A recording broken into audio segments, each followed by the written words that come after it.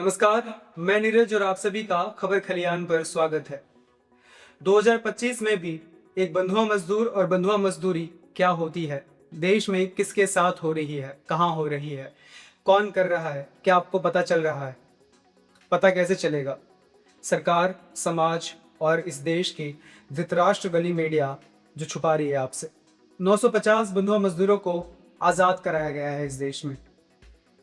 सरकार की नाकामी, कानून की असफलता और इस जातिवाद के नतीजे आज भी इस देश में बंधुआ मजदूरी पनप रही है, जिंदा है। National campaign committee for eradication of bonded labour ने इन 950 बंधुआ मजदूरों को आज़ाद कराया है और इस पर एक व्यापक रिपोर्ट बनाया है। उसके कन्वीनर निर्मल गोराना जी और एडवोकेट कबीर हमारे साथ हैं। आप दोनों का बहुत बहुत स्वागत है खबर खलियान पर। Thank you. शुरू करते हैं निर्मल जी इस सवाल से कि आज के ज़माने में भी बॉन्डेड लेबर क्या होता है, कैसा होता है और ये अन्य लेबर एक्सप्लॉयटेशन से कैसे अलग है? हिंदुस्तान जब आज़ाद हुआ और 1948 में एक पहला कानून बना, न्यूनतम मजदूरी अधिनियम 1948, और इस कानून से मजदूरी तय की। और वहाँ पर ये तय हुआ कि कोई भी मजदूर अपनी मजदूरी को मुफ्त में नहीं देगा, उसका एक फिक्स एक वेज रेट होगा, जहाँ हम कह सकते हैं कि उसकी डिग्निटी को मतलब सुरक्षित रखा गया। उसकी डिग्निटी का एक सवाल था जिसका जवाब कानून के रूप में आए। वो कानून बना और उस कानून को लागू करने के साथ पूरे हिंदुस्तान में हर एक व्यक्ति की और सरकार की जिम्मेदारी बन जाती है कि कोई भी व्यक्ति जो है बिना वेतन के, बिना सैलरी के काम न कर। अगर काम करता है तो उसका दाम कानून के तहत दिया जाए, नहीं तो वो उस कानून का उल्लंघन होगा। परंतु ये तब भी चलता ही रहा कानून बनने के बाद में। और आज 2025 है। इस 2025 में भी वही परिस्थितियां, वही स्थितियां जो उस समय में हुआ करती थी। और विशेष रूप से कहें कि बंधुआ मजदूरों के लिए भी देश में कानून 1976 में आया और ये मान लिया गया कि देश में से अब बंधुआ मजदूरी खत्म है। परंतु 1976 से 2025 पर भी आते हैं तो परिस्थितियां तो वही की वही हैं। और तो और ये कह सकते हैं कि बंधुआ मजदूरों की संख्या में बढ़ोतरी हुई है। बंधुआ मजदूरों का जो जीवन जीने का तरीका है, उनके जो काम की परिस्थितियां हैं, वो और बिगड़ती हुई नजर आई है, न कि सुधरती हुई। जिस कानून की बात कर रहे हैं 1976 में आया, अकॉर्डिंग टू दैट लॉ उसका डेफिनेशन क्या है और आज के टाइम पे वो कितना सूट करता है बॉन्डेड लेबर्स के मामले में? लॉ का डेफिनेशन है लगभग 4-5 चीज़ें। उसमें एक ये है कि जब आप किसी को काम पे रख रहे हैं तो आपने कुछ उन्हें एडवांस दिया हो या उन्हें कुछ डेट हो, उनका कर्जा हो, एक ये है। और उसके बाद आप उनकी फ्रीडम ऑफ मूवमेंट में कोई रिस्ट्रिक्शंस है। उसके अलावा कोई ये है, कोई ऐसा कस्टम है, कोई ऐसी कम्युनिटी है जिसके आधार पर उन्हें वो मुफ्त में या मिनिमम वेज से कम वेज पे वो काम करना पड़ रहा है। तो 3-4 ऐसी कंडीशन है, अगर वो मीट होती है कानूनी के हिसाब से तो आप बॉन्डेड लेबर माने जाएंगे। अब ये डेफिनेशन कितनी आज के युग में सूट करती है, ये नहीं कर। देखिए, ऐसा है कि जब भी हम बॉन्डेड लेबर की बात करते हैं तो दिमाग में ख्याल ये आता है कि कोई आदमी है, उसके हाथ पैरों पे जंजीरें हैं, वो पीछे से कोड़े पड़ रहे हैं, आप काम करिए और आपको काम करना पड़ेगा, आपको चेन से बांध रखा है। तो ये तस्वीर उभर के आती है। यही तस्वीर आप देखते हैं कि पोस्टर्स वगैरह पे भी यही तस्वीर है सरकारी मुलाजिमों के दिमाग में। बट असलियत ये नहीं है। आज की जो जंजीरें हैं वो लोहे की नहीं हैं। वो what I'm trying to say is that these chains are no longer of iron. They are economic in nature. So आज आप जो एक दूसरे को कंपेल कर रहे हैं कोई भी काम कराने के लिए, वो चाबुक के जरिए नहीं कर रहे हैं, पैसों के जरिए आर्थिक। And see, it's very simple. If shooting someone dead is murder, is starving them dead also murder? I'd say yes. And the latter is in fact much more cruel. Same goes with the bonded labor system. कि आप ज़बरदस्ती किसी से काम करा रहे हैं वो एक बात है, दूसरा आप भूखे मरने की थ्रेट पे अगर काम करा रहे हैं वो और भी बुरी बात है। लेकिन ये डेफिनेशन उसका एक्सप्रेस मेंशन नहीं करती। डेफिनेशन ये नहीं कहती है कि अगर आप किसी को मिनिमम वेज से कम पैसा दे रहे हैं तो वो बॉन्डेड लेबर। लेकिन ऐसा होना चाहिए। क्योंकि अगर किसी काम करने का मुझे 100 रुपये मिलना चाहिए, मैं आपसे 50 रुपये क्यों लूँ? किस बिना पे मैं 50 रुपये लूँ? 50 रुपये तो मैं आपसे तभी लूँगा ना कि या तो मुझे आपसे डर है कि आप मार पिटाई करेंगे, या फिर मुझे भूख का डर है कि अगर ये 50 रुपये नहीं लूँगा तो 50 रुपये और मांगूंगा तो आप नौकरी से निकाल देंगे और कहीं नौकरी है नहीं। तो ये चीज़, तो ये डेफिनेशन एडिक्वेट नहीं है। इस डेफिनेशन का एकदम सिंपल इंटरप्रिटेशन होना चाहिए कि अगर आप किसी को मिनिमम वेज से कम वेज पे काम करवा रहे हैं तो वो बॉन्डेड लेबर सिस्टम। और ये मेरा ओपिनियन नहीं, कोर्ट्स की बहुत सारी जजमेंट आ चुकी हैं, PUDR है, नीरजा चौधरी है, जो मैं पढ़ के सुना सकता हूँ, साइटेशन दे सकता हूँ। वो जजमेंट एकदम साफ कह रही कि भाई अगर आप किसी को मिनिमम वेज से कम वेतन दे रहे हैं तो वो फोर्स है, आप उन्हें मजबूर कर रहे हैं अपने यहाँ नौकरी करने पे। और वो सच बात है, वो क्यों आपके यहाँ नौकरी करेंगे, वो कहीं और काम करें। सो definition is not adequate. Definition should be simple and straightforward and reflect the times that we live in. It should be, if you make anybody work for less than minimum wage, that's bonded labor. That's the definition what I would request the government to include, and that's the definition which the courts have interpreted. So it's nothing new. निर्मल जी, आपकी team ने जो report release किया है 950 समझौता मजदूर को आज़ाद करने के बाद, जिसमें ये मेंशन है कि 19 राज्यों में लगभग 1000 मजदूरों के साथ आप लोगों ने मीटिंग की और सभी 950 जवाब देने वाले जो थे वो SC ST या OBC कम्युनिटी से थे, तो जिनमें से लगभग 63% जो है वो अनुसूचित जनजाति के पाए गए। तो जातिवाद लोकल एडमिनिस्ट्रेशन और पुलिस को कैसे प्रभावित करता है, ये पहला सवाल है मेरा। और इस मेथड से जिससे आपने रिपोर्ट बनाई है, आपको ऐसा क्या देखने को मिला जो ऑफिशियल डेटा और RTI जवाबों में नहीं देता? देखिए, जातिवाद का सवाल है तो बंधुआ मजदूरी जो है वो एक प्रकार का रोग नहीं है, रोग पे चलने वाली खुजली है। मूल में अगर हम जाके देखें तो गैर बराबरी समाज के अंदर जो सबसे बड़ा एक मूल, एक जड़ की जो बात है वो गैर बराबरी, कि ये जो गैर बराबरी हो रही है, और गैर बराबरी में अगर हम अलग अलग रूप देखें जहाँ पर जातिवाद आता है कि किस प्रकार से ST SC कम्युनिटी के लोगों को समाज की मुख्य धारा से बाहर रखा गया है। जो मजदूर काम करते हुए काम की परिस्थितियों में बंधुआ की श्रेणी में आ जाते हैं, क्योंकि बंधुआ का मतलब किसी ट्रेड से नहीं है, किसी भी ट्रेड का व्यक्ति बंधुआ की कैटेगरी में जा सकता है अगर उसके काम की परिस्थितियां कानून के अनुरूप, जैसा बताया है कि वहाँ रिस्ट्रिक्शन मूवमेंट है, वहाँ पर एम्प्लॉयमेंट का रिस्ट्रिक्शन है, वहाँ पर किसी को आपने कर्जा दे के काम करवाया है, या कोई अपना जो मटीरियल है वो मार्केट की रेट से बेच नहीं पा रहा है। तो ये जो काम की परिस्थितियाँ, जब हम सीधा सीधा करें कि फोर्स लेबर जो है, और जिसको कोर्ट ने बहुत स्पष्ट शब्दों में कहा है कि वो बंधुआ मजदूर है, पर आखिर ये जो बंधुआ मजदूर है जिनको छुड़ाया भी जा रहा है, उससे एक अनुमान लग रहा है कि कोई भी व्यक्ति इस प्रकार का सामने तो नहीं आ रहा है कि जो जनरल समुदाय का हो, जनरल कम्युनिटी से एक सामान्य वर्ग का, वो आखिर ST SC का क्यों है, ST SC कम्युनिटी का, कि उनके पास किसी भी प्रकार का जॉब अपॉर्चुनिटी है कहाँ पर। आपने कहा कि अभी जजमेंट के बारे में कि देश में जब ओलंपिक गेम हुए थे और सारे मजदूर जब काम कर रहे थे, तो उन मजदूरों में से कुछ मजदूर थे जिनको पूछा गया कि आपकी मजदूरी कितनी है, तो मजदूरों ने स्पष्ट बताया कि सब हम जो काम कर रहे हैं इस रेट पे काम कर रहे हैं, तो ये रेट तो न्यूनतम मजदूरी से कम है। अब इस रेट पे अगर कोई काम कर रहा है तो ये मान लिया जाएगा कि ये फोर्स लेबर है, और force labour is bonded labour, वो सुप्रीम कोर्ट ऑलरेडी कह चुका है। तो जो एशियाड वर्कर केस निकल कर आया था, जिसने स्पष्ट रूप से ये तय कर लिया कि अगर स्टेट जॉब अपॉर्चुनिटी देने में फेल हो जा रहा है और कोई व्यक्ति मजबूर परिस्थितियों में जाके काम कर रहा है, तो वो बंधुआ मजदूर माना जाएगा। ये जो तमाम वर्ग है, चाहे हम ST कह दो चाहे SC कह दो, जो दलित समाज है, जिनको हमेशा दूर रखा गया, कहाँ से, समाज की मुख्य धारा से ही दूर रखा गया, आदिवासियों को दूर रखा गया।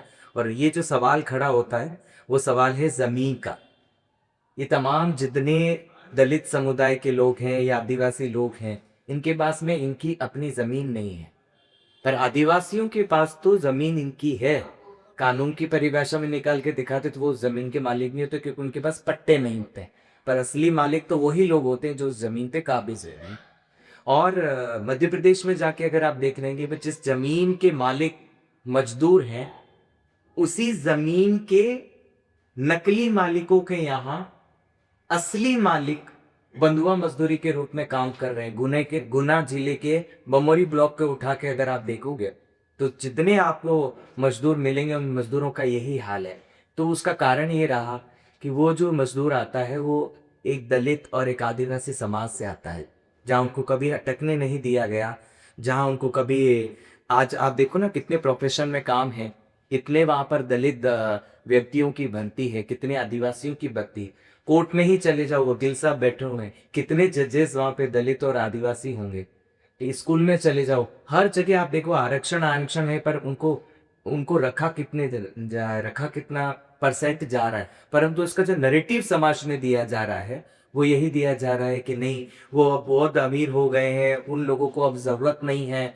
जो दलित जिनको आप कह रहे हैं उनको ST/SC एक्ट बन गया है, उनको बहुत प्रोटेक्ट कर लिया गया है, अब उनको अब जरूरत नहीं है। ये जो नैरेटिव निकल के आ रहा है एक स्पेसिफिक एक पर्टिकुलर वर्ग से निकल के आ रहा है, जो वर्ग चिल्ला रहा है। बाकी पूरे देश का दूसरा वर्ग इसके बारे में विरोध नहीं कर रहा, केवल एक मात्र वर्ग, एक जनरल समुदाय है जो इसके बारे में बात करता है, बाकी तो सभी को आवश्यकता है।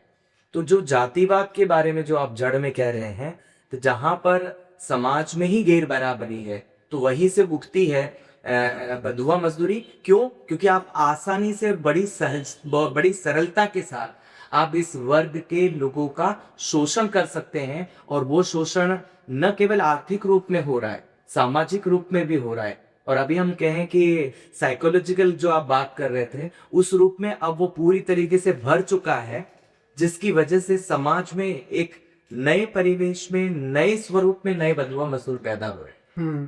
ये जातिवाद जो है और ये जातिवाद की जो गुलामगिरी है उसका लोकल एडमिनिस्ट्रेशन में और पुलिस जो बंदोबस्त होता है उसमें कैसे प्रभावित करता है इस मामले में? ताकत जिसके हाथ में, ताकत किसके हाथ में? वो सामान्य वर्ग के हाथ में ताकत है, और सामान्य वर्ग ही आपको हर जगह सरकारी महकमे में दिखेगा। आपके जितने आपके कलेक्टर दिखे, चाहे SDM दिखे, चाहे तहसीलदार दिखे, लेबर इंस्पेक्टर, सारे के सारे तो वो उसी महकमे से आते हैं। वो भला कहाँ से दलित और आदिवासियों को न्याय देंगे? और लोग जो कहते हैं कि मजदूरी का जो मुद्दा है ये एक मामला बना दिया जाता है, अगर आप बंधुआ मजदूरी का मुद्दा लेके जाते हैं कि साहब ये तो इनके केवल मात्र मजदूरी लेने देने का मसला है, मतलब इनको मजदूरी का मसला है। अरे मजदूरी का मसला है उसी को तो 1982-83 में बंधुआ Mukti Morcha versus union of India जो जनहित याचिका इस देश को मिल गई थी, यहीं से रास्ता खुला था जनहित याचिका का। तो वहीं से तो निकल के आया था कि मजदूरी उसको न्यूनतम मजदूरी अधिनियम 1948 के तहत जो तय की गई है नहीं दी जा रही है, तभी ना बंधुआ मजदूरी के बारे में कहा गया और आदेश आया। 1948 में कानून बना न्यूनतम मजदूरी का, तो फिर बंधुआ मजदूरी का कानून आने की क्या जरूरत थी? बंधुआ मजदूर थे तभी ना कानून आया, उल्लंघन होके तो वो न्यूनतम मजदूरी के केस में फाइल होता। चलो 1976 में भी बंधुआ मजदूरी का कानून आ गया, फिर आपका 1982 में जस्टिस PN भगवती का फैसला आने का क्या जरूरत था? इसलिए आया कि जो न्यूनतम मजदूरी का जो कानून बना हुआ है, इस कानून के अंदर पनिशमेंट उठा के देख लीजिए कैसा पनिशमेंट है। मात्र थोड़ा सा पैसा भरिए और आपको खूब बंधुआ मजदूरी करवा लीजिए किसी से। और आज भी हालात हो ही है, चाहे आपके 4 लेबर बोर्ड भी आ गए हैं, आप 4 लेबर कोड भी आ गए हैं, फिर भी हालात वो के वही हैं। हुआ क्या है, 1 महीना और 7 दिन के अंदर मजदूरी आपको behaviour non payment of wages ने दे देना। आज की तारीख में भी आपको 1 महीना 7 दिन में पेमेंट कर देना है। नया क्या हुआ? नया ये हुआ कि पहले तो हम जाके वहां पर रेड मारते थे, छापा मारते थे। अब सरकार ने ये छापे का सिस्टम इन कोर्ट के तहत अब खत्म कर रहे थे। अब छापे ने आपको डायरेक्ट आप उसको जाके बताइए कि साहब आप गलती कर रहे हैं, सुधर जाइए, और फिर उसको आप छोड़ देंगे। वो 5 लाख रुपए का मजदूरी किसी मजदूर का खाएगा और वो कह देगा ठीक है साहब अब हम सुधर रहे हैं, तो आप उसके ऊपर तो ये केस आप फाइल ही नहीं कर पाए। कबीर, SC/ST एट्रॉसिटी एक्ट की जो बात अभी हमने की, हमने इस रिपोर्ट में देखा है कि किसी में भी लागू नहीं किया गया है। तो सवाल ये है कि बंधुआ मजदूरी के मामलों में ST/ST एक्ट कब और कैसे लागू किया जाना चाहिए, और इन मामलों में अगर लगेगा तो इससे क्या फर्क पड़ सकता है? तो अगर इन मामलों में ये SC/ST एक्ट लग जाएगा तो उनसे फर्क ये पड़ेगा कि एक तो जो इनका शोषण हो रहा है वो शोषण सिर्फ इसलिए नहीं हो रहा है कि वो they are from under class, ये क्लास बेस्ड शोषण नहीं, सिर्फ गरीबी बेस्ड शोषण नहीं, इनका शोषण इसलिए भी हो रहा है क्योंकि जो जाति है वो पिछड़ी है। तो अगर आप देखेंगे लगभग सभी केसेस में जो उत्पीड़न होता है उसमें जाति सूचक शब्दों का इस्तेमाल किया जाता है वगैरह वगैरह। तो जब इनका उत्पीड़न हो रहा है क्योंकि वो एक पर्टिकुलर जाति से हैं तो ऑब्वियसली उसकी सज़ा भी उन्हें मिलनी चाहिए। लेकिन अब ये क्यों नहीं लगाया जाता है? ये इसलिए नहीं लगाया जाता है दो वजहों से। एक वजह तो ये है कि जो अफसर होते हैं, जो अधिकारी होते हैं, उन्हें जाति का आभास नहीं होता है क्योंकि वो खुद तो अग्रिम जातियों से होते हैं। तो अग्रिम जातियों से जो लोग होते हैं उन्हें जाति याद नहीं रहती, दलित को जाति याद रहती है। तो एक तो वो इसलिए नहीं लगाते। दूसरा वजह ये है कि वो इसलिए नहीं लगाते हैं कि वो ये जनरली अगर आप सरकार से एडमिनिस्ट्रेशन से इंटरेक्शन करेंगे तो उनका मकसद हमेशा ये होता है कि कम से कम काम करना पड़े, कम से कम सेक्शंस में केस रजिस्टर हो, क्योंकि जितना वो और केस लगाएंगे, जितना वो और कानून लगाएंगे, उतना उनके लिए काम बढ़ जाएगा। So they want to do the bare minimum. That's the second reason. And the third reason is that our SC/ST acts are flawed. And why they are flawed is, that's why I was giving you that example. If you sexually misbehave with an adult woman, it's punishable under the law. If that woman is less than 18, the punishment is even more severe. If that woman is less than 12 years old, the punishment is even more severe. Now, why is the punishment increasing? Punishment is increasing because the law is recognizing that as the age reduces, the person become more and more vulnerable. You there with me? Is this not how oppression operates in general in this country? Lower down you are in the caste hierarchy, more vulnerable you are for exploitation. So therefore, you would not find a case where some Thakur or some Brahmin is a Badua Mazdoor. You will only find some Dalit, some OBC, mostly Dalits are the Bandhua Mazdoor. Now, why they are Bandhua Mazdoor? Because they are a lot more vulnerable. In fact, they are Bandhua Mazdoor because they are SC/STs. In fact, that employer could oppress them and has oppressed them after seeing that they are SC/STs. So, this should be enough for the SC/ST Act to be triggered. But that's not what the SC/ST law is in this country. SC/ST Act does not recognize this gradient of vulnerability. If you misbehave with an upper caste person or a forward caste person, if the punishment for that is X years, the punishment for misbehaving with a Dalit should be X plus 5 years. That's how the law should be. So why SC/ST acts are not applied? A number of reasons actually. One, the officers are not aware of the caste. They don't see the caste. Caste is invisible. Two, the workers themselves are afraid that if they take anything and they say that the caste thing, they are not educated people. So they are not able to make complaint. Even if they are able to make caste-based complaints, they are afraid that the entire society, ईट भट्टा है गांव है ठाकुरों का, ये दलित है migrant. अभी तो इनकी लड़ाई हो रही है सिर्फ एक ईट भट्टे के मालिक से, लेकिन अगर ये कहेंगे कि भाई ठाकुरों ने हमारा ऑपरेशन किया है और इसने हमारा ऑपरेशन किया है, सारे ठाकुर एक हो जाए। तो जो वर्कर्स हैं वो इसलिए डर रहे हैं। अधिकारियों को समझ नहीं आ रहा है कास्ट होती क्या है। तीसरा, हमारे जो कानून है वो ठीक से रिकग्नाइज ही नहीं करते हैं वो वल्नरेबिलिटी का वेगलेट क्या। और अगर कास्ट बेस्ड कानून अप्लाई होंगे तो उसका क्या फ़ायदा होगा? फ़ायदा ये होगा कि मामला और गंभीर होगा। It is a caste-based offense. Bonded labor is nothing but another incidence of caste discrimination. In fact, every oppression in this country is a caste discrimination. आप झुग्गी में जाएंगे, स्लम्स में जाएंगे, 90% दलित हैं। आप कहीं चले जाइए, number of people meeting violent deaths in this country, you will find 95 plus are the oppressed caste. तो अगर आप कास्ट का वो लगाएंगे तो पनिशमेंट बढ़ेगी एम्प्लॉयर्स के लिए। संवेदनशीलता बढ़ेगी सरकार की, वर्कर्स को अपने और अधिकार मिल जाएंगे, तो ये फायदा हो।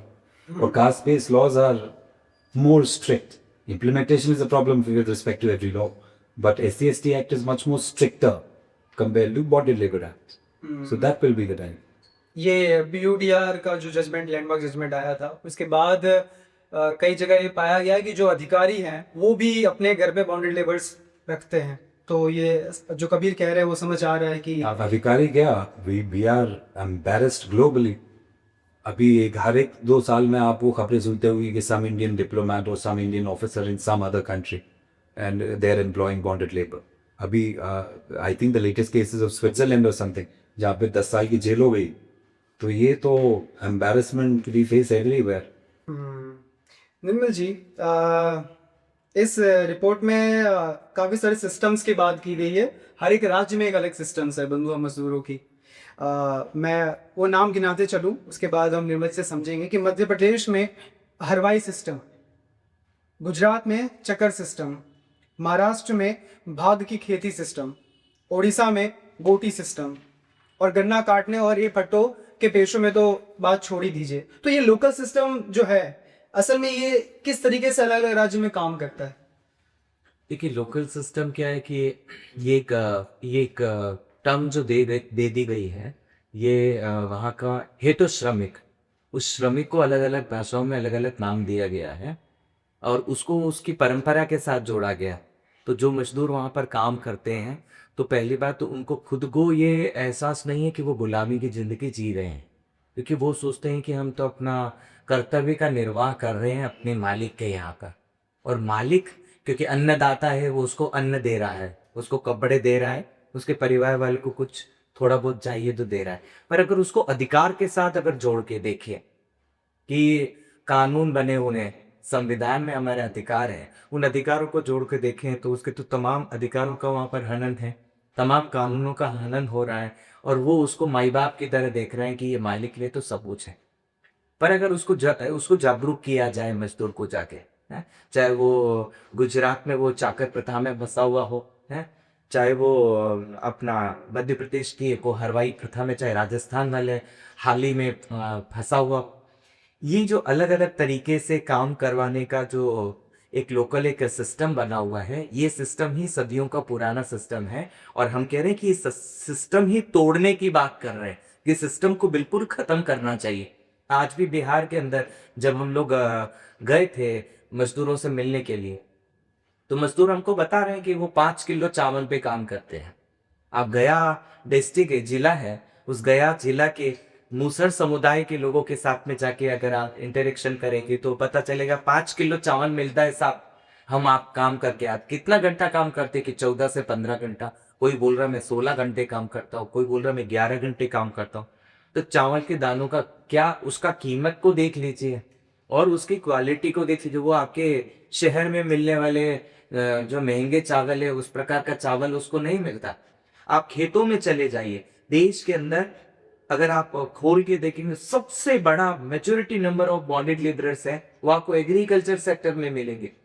इंटीरियर खेतों में चले जाइए, कोई नहीं देखता है वहां जाके, कोई सरकार का कोई आला अधिकारी जाके खेतों में चेक नहीं करता है कि जो लैंडलेस भूमिहीन मजदूर है, जो कि वंचित समुदाय से आता है, और वो अगर किसी मालिक के यहाँ पर काम कर रहा है, क्या लेबर डिपार्टमेंट उसके लिए रिस्पॉन्सिबल नहीं होना चाहिए?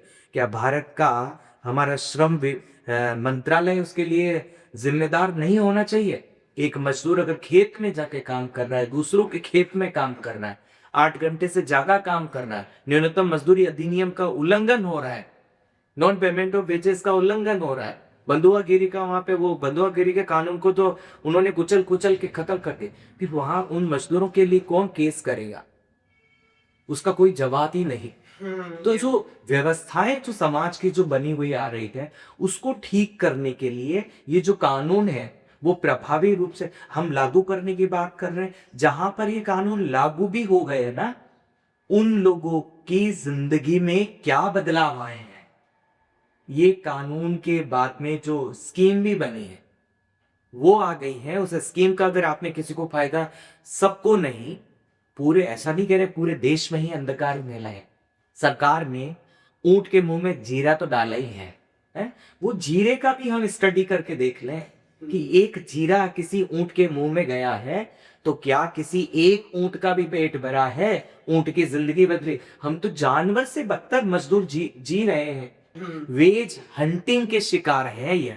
तो सब सवाल बंधुआ मजदूरी और बंधुआगिरी का हम जो चर्चा कर रहे हैं, आज के समय में देखिए ना, वेज हंटिंग कहाँ कहाँ पर किधर किधर हो रही है, किस प्रकार से सस्ते श्रम को भर्ती किया जा रहा है।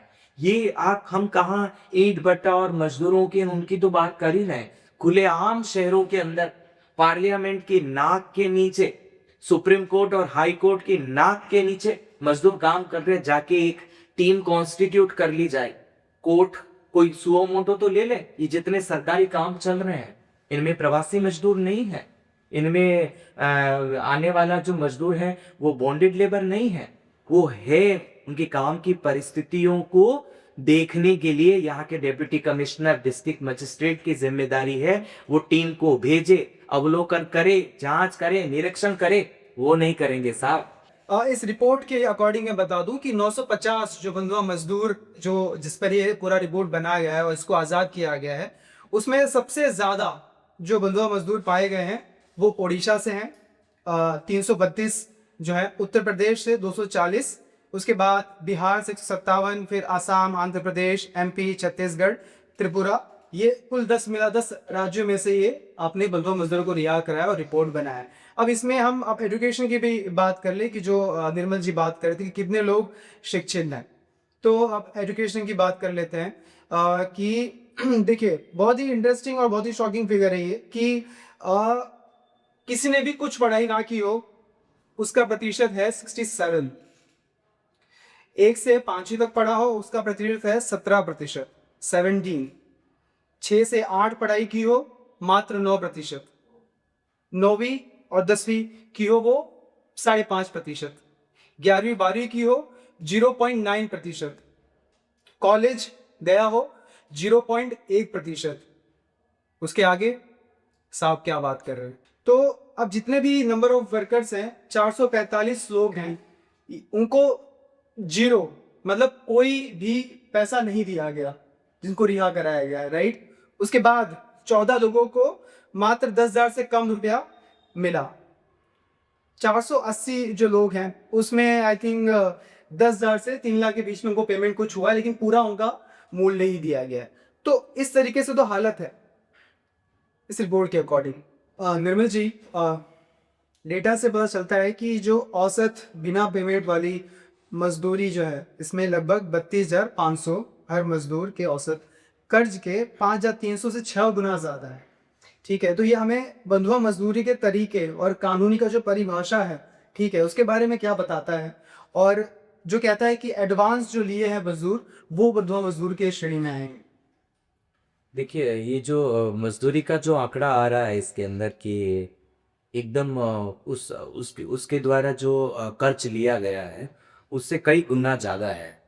तो ये जो आंकड़ा निकल के आता है उससे ये भी तो साबित होता है कि सरकार उसको रिहैबिलिटेशन अगर दे भी रही है ना, तो अगर इसका जो मजदूरी का जो पैसा है वो पैसा ही पूरी तरीके से उसके वेज की ही रिकवरी नहीं हो पा रही है, जो आपका सरकार की तरफ से जो अनुदान आ रहा है उससे, तो फिर भला इतना खो के अगर आप उसको वापस उतने में कुछ दे हो तो फिर उससे उसका पुनर्वसन तो हो नहीं सकता, वो वापस बस तो नहीं सकता। कबीर, ये जो रिपोर्ट है इसमें जो मालिकों से बकाया मजदूरी जो असल में वापस नहीं की गई, जिनको तिरस्कृत किया गया, उनको उनके मालिक से लिया नहीं गया, ठीक है, वसूली हुई नहीं। अब कानूनी तौर पर जो बकाया मजदूरी और मुआवजा वापस पाने के लिए कौन से तरीके मौजूद हैं और डीएम और पुलिस उनका इस्तेमाल क्यों नहीं कर रही है?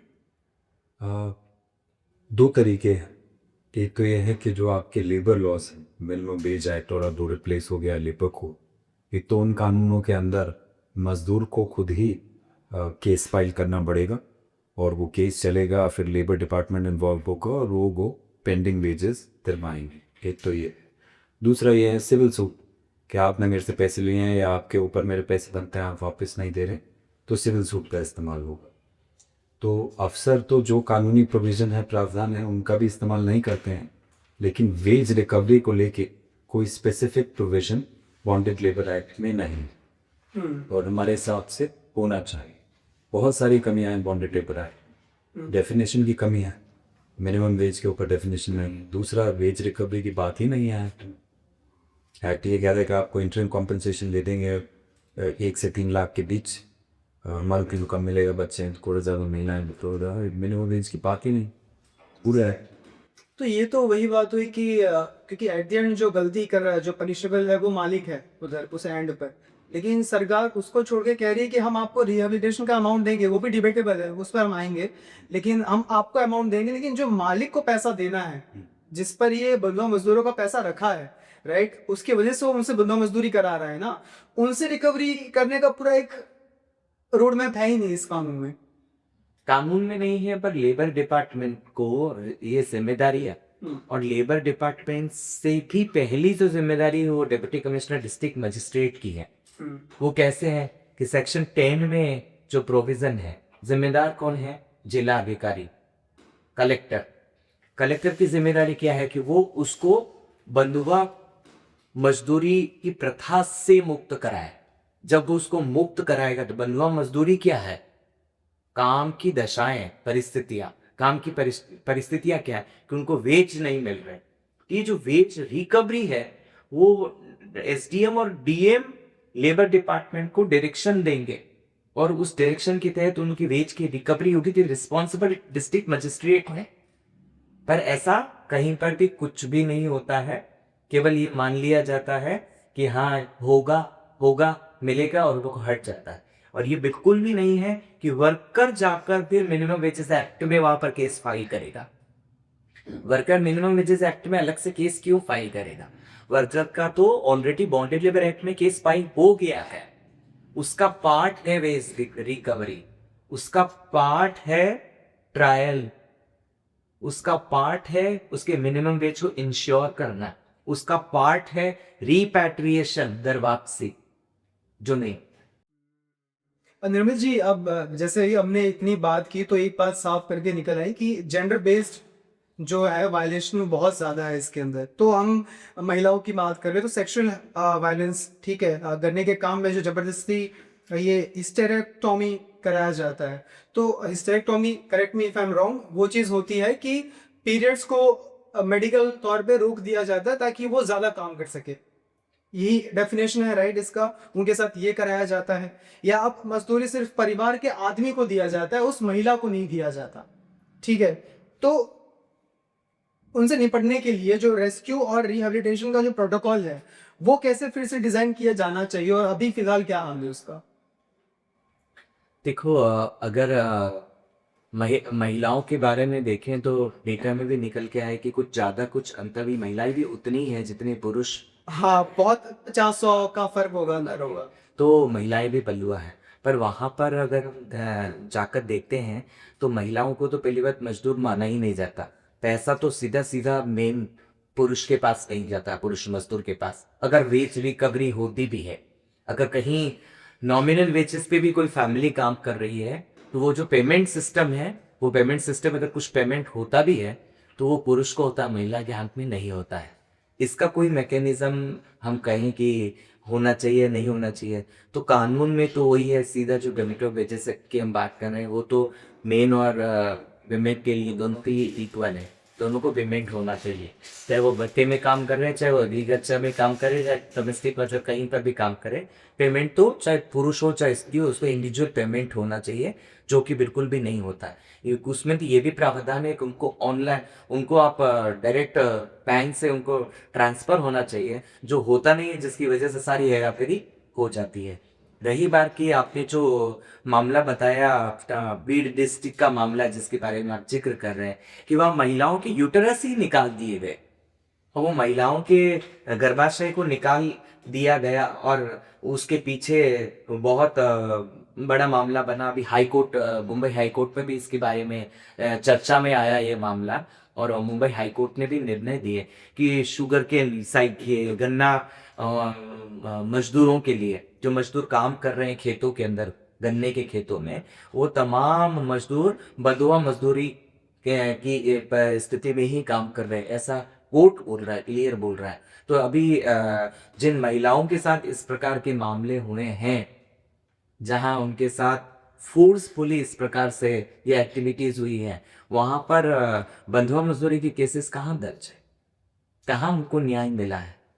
और अगर आके पूछते हैं कि अभी आगे क्या होगा, तो आगे तो हम ये कहते हैं कि इस प्रकार के मामलों में सरकार को और विशेष रूप से राष्ट्रीय मानवाधिकार आयोग को सुओ मोटो लेते हुए बंधुआ मजदूरी कानून के तहत खुद कंप्लेनेंट बन के इसमें शिकायत फाइल करनी चाहिए डिस्ट्रिक्ट मजिस्ट्रेट को उन तमाम महिलाओं को जो है जस्टिस देना चाहिए, मुक्ति प्रमाण पत्र जारी करना चाहिए, उनका पुनर्वास करना चाहिए।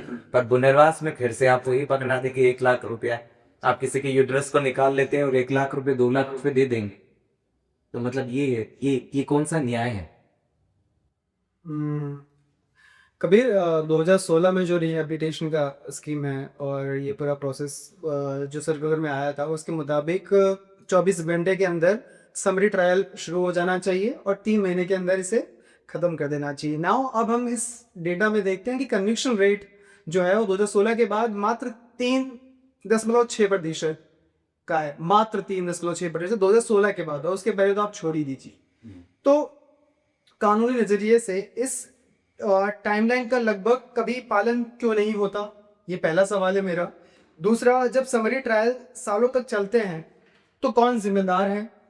और तीसरा कि इस लगभग पूरी तरह से सजा से छूट मिल चुकी है जिन्हें, ठीक है, उससे मुख्य प्रोसेस से जुड़े या स्ट्रक्चरल कारण क्या है? अब ये जो पुलिस है, ये जो एडमिनिस्ट्रेशन है, ये जो सरकार है, ये जो न्याय है, ये काम जनरली बाय डिफ़ॉल्ट नहीं करता। ये काम कब करेगा और कितना करेगा? कि आप ये जो पैमाना है समाज का, उसमें आप कितने पीड़ित हैं। जितने आप ज़्यादा पीड़ित हैं उतना ही कम काम करेगा आपके लिए। जितने आपके पास ताकत है, पावर है, उतना ही ये आपके लिए ज़्यादा काम करे। There is justice, there is police, there is safety, security, democracy for the rich but not for the poor. दूसरी वजह है कि जो बॉन्डेड लेबर एक्ट है उसमें there are no disciplinary proceedings और punitive measures against the administration. तो ये कह रहे कि भाई आप समरी ट्रायल करिए 3 महीने में, लेकिन अगर आपने 3 महीने में समरी ट्रायल नहीं करा तो उसकी क्या सज़ा? Nothing, there is no punishment prescribe, there is nothing like this कि भाई आप 3 महीने में ट्रायल ख़त्म नहीं कर रहे हो तो आपको रिपोर्ट बना के ऊपर अफसर को भेजनी है कि भाई ये ट्रायल 3 हफ्ते में ख़त्म क्यों नहीं। So these structural problems are there. And what was your third question? Who are all are responsible? How far do you want to take the chain of causality? I mean, who's responsible in the first instance is the SDM. DM. And why is DM not functioning? Because the state government is not functioning properly. Why is the state government? Because the central government has no will. Right? आप देखेंगे कई सारी जगह पे vigilance committee, bonded labour act ये कहता है, जैसे निर्मल जी ने पॉइंट आउट कर रहे थे कि विजिलेंस कमेटी बनाने की, विजिलेंस कमेटी देखती है कि भाई एक्ट लागू हो रहा है या नहीं। 1976 से आज से 50 साल हुए हैं, बहुत सारे ऐसे डिस्ट्रिक्ट हैं जहाँ पे विजिलेंस कमेटी नहीं है। जम्मू एंड कश्मीर का एक केस कर रहे हैं सुप्रीम कोर्ट में, वहाँ पे उनका ये कहना है, उनसे पूछा गया कि भाई 1976 से आज तक आपके यहाँ बॉन्डेड लेबर कितने रेस्क्यू, तो उनका जवाब है हमारे यहाँ बॉन्डेड लेबर नहीं होता। सो यू सी, तो आप एकदम कि आप लोगों ने वहाँ से रेस्क्यू किया है। हमें ये बॉन्डेड लेबर नहीं किया, ऐसी बात है कि कोई ये कह रहा है कि भाई हमारे देश में पेट्रियार्की नहीं है। ये कहाँ से, मतलब हाउ डज इट फिट कि हमारे देश में तो भेदभाव बिल्कुल होता ही है। बिल्कुल। जब बंधुआ मजदूरी की शिकायत जाती है तो क्या होता है, पूरा स्टेप बाय स्टेप में बताइए कि जैसे आपको फ़ोन आया या खबर मिली, उसके बाद कैसे क्या कहानी शुरू होती है in terms of the law, कि भाई क्या क्या स्टेप्स हैं, क्या क्या procedure. Step 1, information to the district administration that there is a bonded labour, rescue of the bonded labour. District magistrate will form a team through SDM or the vigilance committee, etc., local police. He'll rescue the bonded labor. Okay. Step 3, he will record his release certificate. He will do his preliminary inquiry, including recording the statement. And if he is satisfied that there's a bonded labor, then he will give a release certificate certifying the release of a bonded labor. Step 4, interim compensation. In between 1 to 3 lakh. Mazdoor will be transported back to his home, whether that's in a different state or wherever it is. Step 5, summary trial and conviction. The summary trial will begin, and within 3 months, a conviction or acquittal has to take place. Step 6, final compensation, which is the land, housing, education, etc.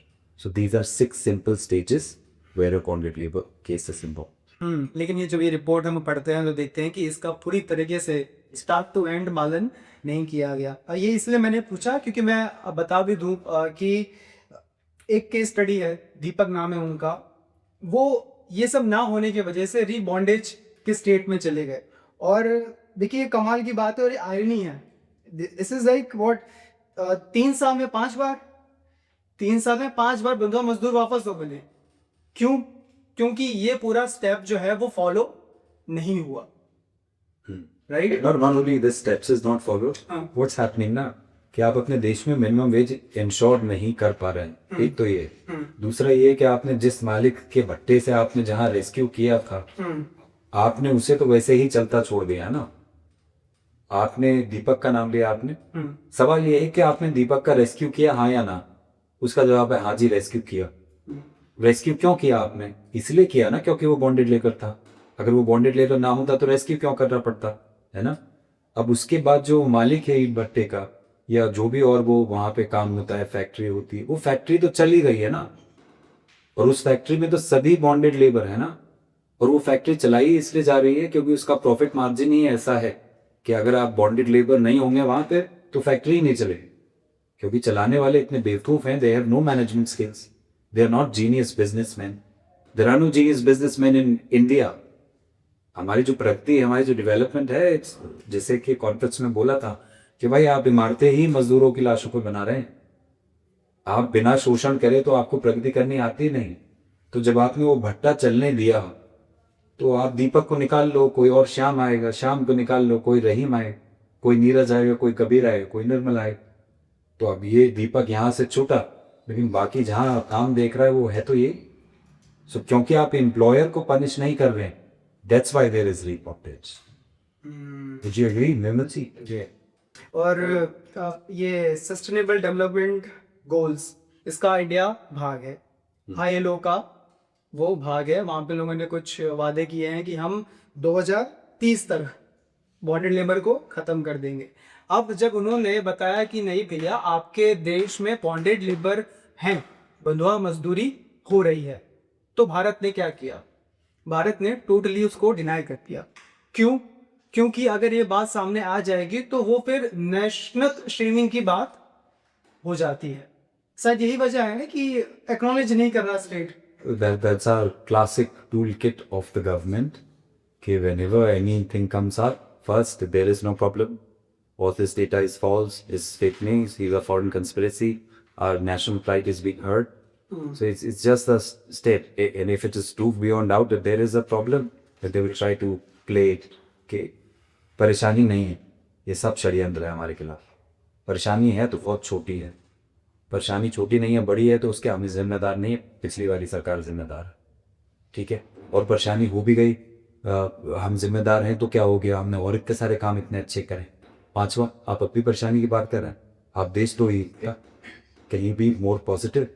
So that's the attitude of the government with respect to every single problem. And when we talk about government, no, it's just that present government is a lot more stark. It's not that governments before them were like, you know, ideals or something like that. या of course बंधुआ मजदूरी ऐसा नहीं कि 2014 के बाद ही शुरू हुआ, उसके पहले कांग्रेस रही, जेपी रही एंड ऑल, ये सब पार्टियां थी, उधर भी होता रहा। और उसी को मिला के आई थिंक 1,50,000 नहीं, आई थिंक मैं रॉन्ग होगा, बट लाखों जो है बॉन्डेड लेबर तक छुड़ाए गए हैं जब से ये कानून बना है। Yeah, we are just reaching the crisis, our economic system and also our social system. We're just moving towards this crisis. और ये बहुत मुश्किल है पता करना डेटा के तौर पर कि आखिर बॉन्डेड लेबर छुड़ाए गए, उनको रिहेबिलिटेट किया गया नहीं किया गया, क्या है, क्या स्टेटस है, उसका कोई डेटा कहीं मुझे मेरे फाइंडिंग में नहीं मिला। इज देयर एनी डेटा जहाँ पे हम पता कर सकते कि बॉन्डेड लेबर्स को छुड़ा दिया गया, उसके बाद क्या स्टेटस है? नहीं, डेटा के बारे में ऐसा है कि देखो सरकार का, क्योंकि हमने पिछली बार भी नेशनल ह्यूमन राइट्स कमीशन के साथ काफ़ी प्रयास किया डेटा को ये सब के बीच में लाने का और इस स्कीम में चेंज कराने के लिए, तभी उन्होंने फिर 1 लाख 2 लाख करके और इस स्कीम को छोड़ दिया। डेटा जो आया है वो पार्लियामेंट में किसी ने डेटा रखा, वही डेटा पकड़ के सब लोग चल रहे हैं। कहीं उस डेटा में भी स्पष्टीकरण नहीं है कि कितने आइडेंटिफाई किए गए, कितने रेस्क्यू किए गए और कितने रिहैबिलिटेट किए गए। रिहैबिलिटेशन में जो अलग अलग बेनिफिट्स में किसको किस बेनिफिट्स में, किसको किस कैटेगरी में कितना कितना बेनिफिट्स मिला, इसका तो कोई क्लियर डेटा ही नहीं। आप सरकार से पूछ लीजिए कि आपने रेस्क्यूड बॉन्डेड लेबरर्स में से कितने लोगों को काम दिलाया, उनके पास भी डेटा नहीं है सर। चाहिए क्या वो डेटा ये हमें बता रहा है कि कितने वर्कर्स का रिहेबिलिटेशन सरकार ने किया? नहीं, सरकार तो ईयर वाइज कुछ रिहैबिलिटेशन का डेटा दे रही है पार्लियामेंट के अंदर। ये कुछ सवाल का जवाब दिया था ये जिसमें सवाल का जवाब दिया उसने, उन्होंने सरकार ने एक डेटा दिया है। पर वो तो पर हम वो डेटा की तो बात नहीं कर रहे, वो हमको तो डेटा वेबसाइट पे चाहिए ना, ताकि दुनिया को पता चले। यूएन में जब स्लेवरी के बारे में जब बात होती है तो भारत की सरकार को उधर जवाब देना होता है जाके कि हमारे देश में इतने लोग जो है वो स्लेवरी के शिकार है, गुलामी के शिकार है। उसमें एक बॉन्डेड लेबर भी है, इसलिए वो जानबूझकर इसको इग्नोर कर रहे हैं। ये है असली सवाल तो, इसलिए वो उसको बॉन्डेड लेबर डिक्लेयर होने ही नहीं देते हैं। ये है असली सवाल तो। व्हाट आई अंडरस्टैंड कि सरकार जो डेटा रिलीज कर रही है वो उसकी मेथडोलॉजी नहीं रिलीज कर रही है, उसके स्टेटिस्टिक्स के कहाँ से आया, कैसे कंपाइल किया, एक तो ये प्रॉब्लम है। दूसरा जो गणित है वो सटीक नहीं बैठ रहा कि अगर आपका budget, for example let's say आपका बजट है 10 लाख, आप कह रहे हो हमने रिहेबिलिटेट कर दिए 50 लोग, बट मिनिमम तो 1 लाख का कॉम्पनसेशन है ना। कि अगर सारे के सारे अगर मर्द भी थे तो आप मैक्सिमम तो 10 को ही रिहेबिलिटेट कर सकते हो ना उस बजट में, आपने 50 को कैसे कर दिया? एक तो ये प्रॉब्लम है कि गणित सटीक नहीं है। दूसरा जो सामाजिक सेंस है वो सटीक नहीं बैठ रही है। मतलब ये थोड़ा विश्वास करना मुश्किल है ना कि भाई यूपी में तो बॉन्डेड लेबर एक भी नहीं। अब बात आई रिपोर्ट की कि रिपोर्ट के लिए डेटा कहाँ से आए, तो रिपोर्ट में लगभग 2000 है मोटा मोटी बॉन्डेड लेबर जिनका सर्वे हुआ। उसमें से लगभग 900 1000 वो हैं जिनको सरकार ने स्टेप 2 बताया था ना मैंने आपको, step 1 information, step 2 rescue, step 3 release certificate. तो 900 के लगभग वो हैं जिनके पास रिलीज सर्टिफिकेट। रिलीज सर्टिफिकेट का मतलब क्या है कि सरकार सर्टिफिकेट दे रही है कि ये बॉन्डेड लेबर।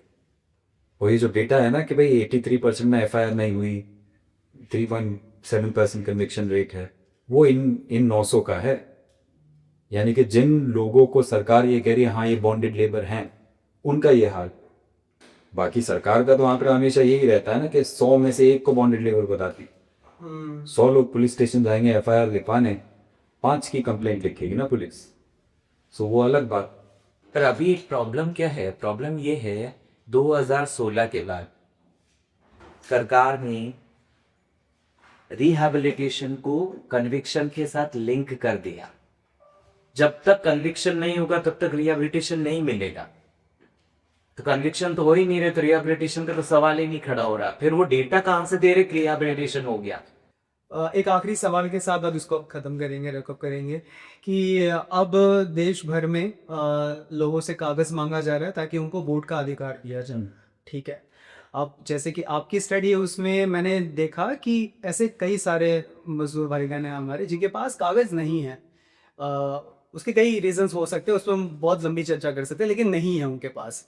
अब जब सरकार कह रही है कि आप अपना प्रमाण दीजिए, आप अपना बर्थ सर्टिफिकेट दीजिए, आप अपना लैंड का जो भी है लगे प्रूफ कीजिए आप यहाँ के हैं, तब आप एलिजिबल होंगे आप वोट देने का एंड ऑल, राइट। तो अगर ये सरकार इस तरीके से लॉ लेके आएगी तो ये जो तबके के जो लोग हैं जिनके पास है ही नहीं कुछ, वो कहाँ जाएंगे?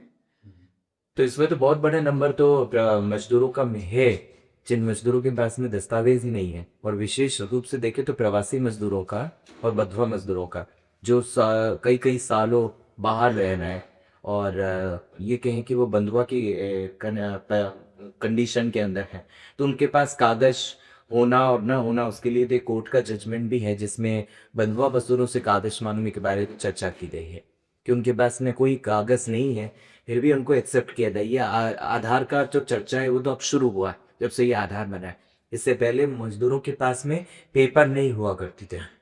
आपने देखा था कि ये जो जस्टिस BN भगवती का फैसला है उस फैसले वाले मैटर में उन मजदूरों के पास तो कागज ही नहीं थे। और आज वही मजदूर जो हैं, जो 1900 मजदूर के बारे में चर्चा हुई थी कि 1900 में से 350 को घर मिले हैं, उन मजदूरों के पास है कोई उस प्रूफ था ही नहीं वो मजदूर कहाँ रह रहे हैं। मैं दिल्ली में फरीदाबाद की कदानों में काम कर रहा हूँ, इतना ही इनफ हुआ करता था। तो अब इन सारे मजदूरों के सामने भी ये परिस्थिति फिर से आने वाली है और सीधी कहें कि ये मजबूरी जो है, एक मजबूरी से पीछा छुड़ाओ, तभी ये दूसरी जो मजबूरी है वो उनके सिर पे आने वाली है, जहाँ उनको ये प्रूव करना पड़ेगा कि मैं कहाँ हूँ। कागज वाली पूरी राम कहानी है, उसमें सरकार ये कह रही है गरीब से लोगों से कि भाई आप अपने कागज दिखाओ, आप ये साबित करो कि आप भारतीय नागरिक हैं। अब उसमें होता क्या है कि लोगों के पास अगर कागज नहीं है तो सरकार बोलेगी कि भाई आप भारत के नागरिक नहीं हैं, आप विदेशी हैं। विदेशी कहाँ के? आप पाकिस्तानी हैं, आप बांग्लादेशी हैं, आप नेपाली हैं। अब पाकिस्तान, बांग्लादेश, नेपाल तो इन लोगों को वापस लेगा नहीं, तो सरकार क्या करती है? उन लोगों को डिटेंशन सेंटर में डालती है। अब डिटेंशन सेंटर में कितने साल रखेगी सरकार? 1, 2, 3, 4, 5 साल। 5 साल के बाद उन लोगों को डिटेंशन सेंटर से छोड़ दिया जाए।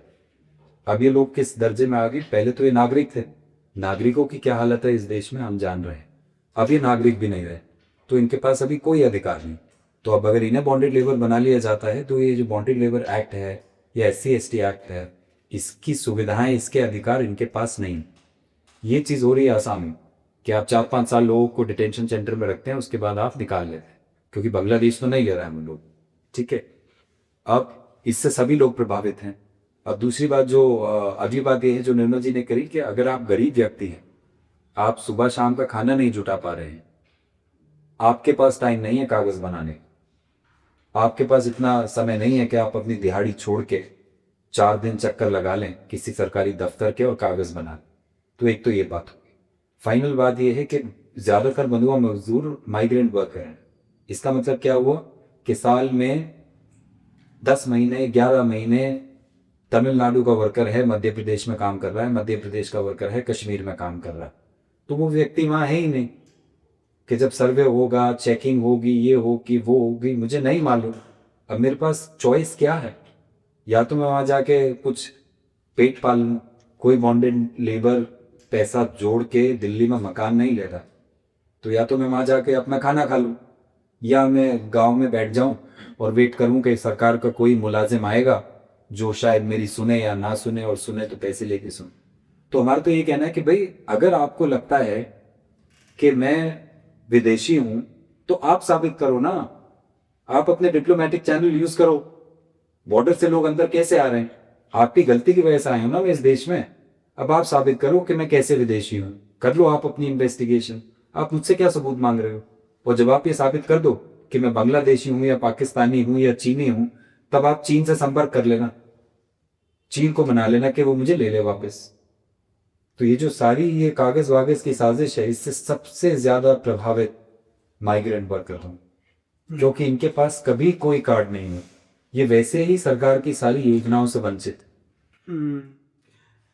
तो ये रही बात बंधुआ मजदूर और बंधुआ मजदूरी की, जिसे काफ़ी पहले इस देश में बैन कर दिया गया था, रेस्ट्रिक्ट कर दिया गया था, लेकिन वो अभी भी है सरकार के नाक के नीचे और आपके आसपास। खैर, ये हमारी बातचीत आपको कैसी लगी, इस मुद्दे पर आप क्या सोचते हैं, हमें ज़रूर कमेंट सेक्शन में बताएं, और हमारा चैनल खबर खलियान जरूर सब्सक्राइब कीजिए। धन्यवाद।